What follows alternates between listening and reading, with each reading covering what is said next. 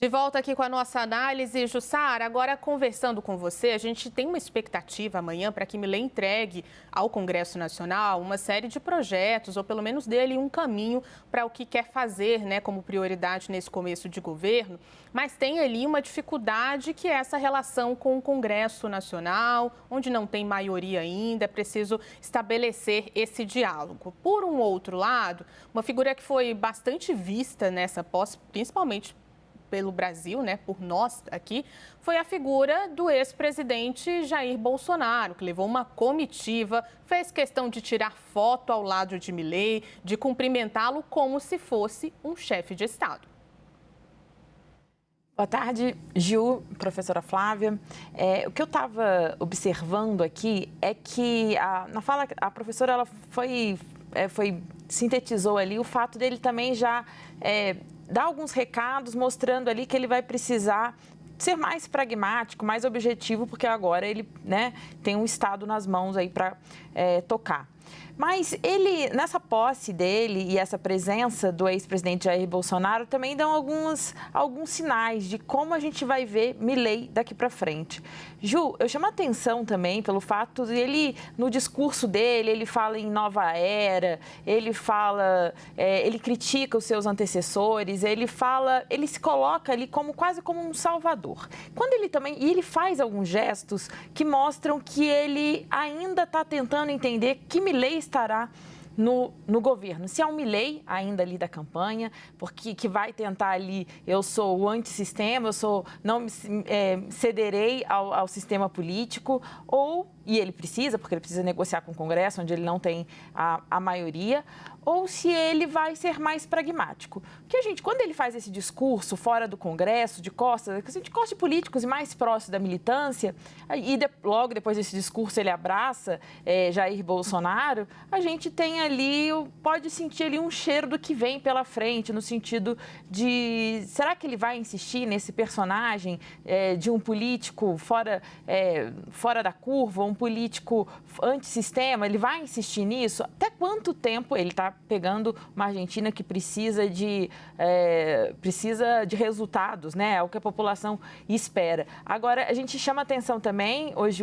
é que quando ele começa a falar dos seus antecessores e de como ele está recebendo o governo, ele, de alguma forma, ele registra tudo que tem, mas ele é um jeito também dele pedir paciência, porque ele vai precisar ali fazer de um tempo para tentar arrumar a casa, pelo menos é o recado que ele tenta dar. Então, a gente está tentando ver que Milei a gente vai ter à frente da Argentina. Nesse momento, ele tem dado alguns sinais ali de que ele precisa ser mais pragmático, mas aí ele também quer ele fica muito próximo de Bolsonaro, a posse teve presença de outros políticos ali de direita. A gente precisa entender melhor ali, os próximos, a partir de amanhã, que Milei estará na Casa Rosada.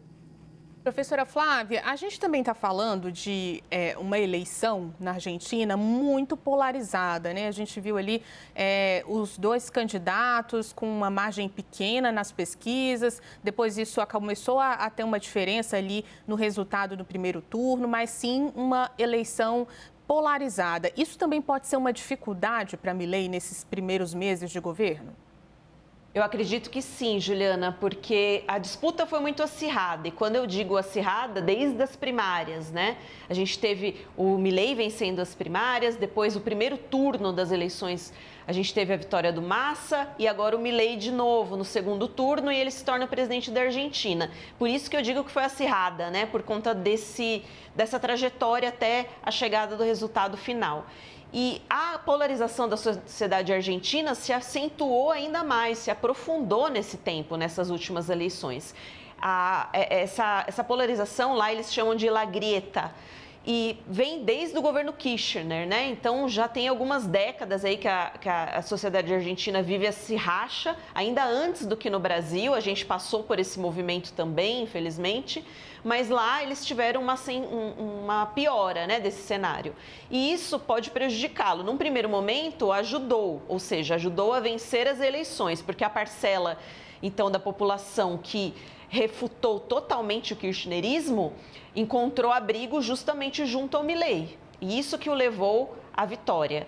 justamente as pessoas insatisfeitas. Só que o que não está claro ainda é se essas pessoas simplesmente votaram, parte delas, né, contra o kirchnerismo, não queriam os Kirchners de jeito nenhum de volta, né? Na verdade, o que simboliza a corrente kirchnerista dentro do peronismo, não necessariamente a Cristina, né, mas os seus candidatos.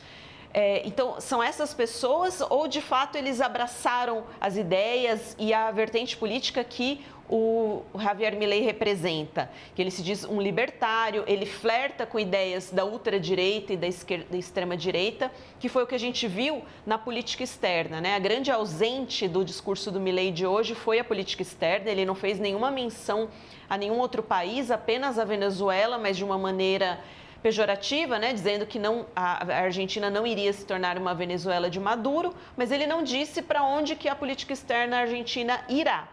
Então, talvez esse discurso mais radical do Javier Milei fique para a política externa, mas ao mesmo tempo ele mantenha a política doméstica, principalmente, mais moderada, e são os sinais que ele tem emitindo.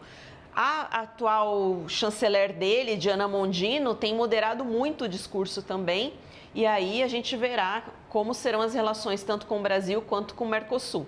Mas, resumindo a minha resposta, sim, eu acho que essa polarização da sociedade argentina ajudou a vencer as eleições, mas pode ser que essa parcela que não votou nele necessariamente por comprar as ideias, mas sim para ficar ante o que o kirchnerismo representa, se volte contra ele. Se as pessoas não tiverem um resultado concreto nos próximos 6 meses, talvez ele tenha, sim, problemas.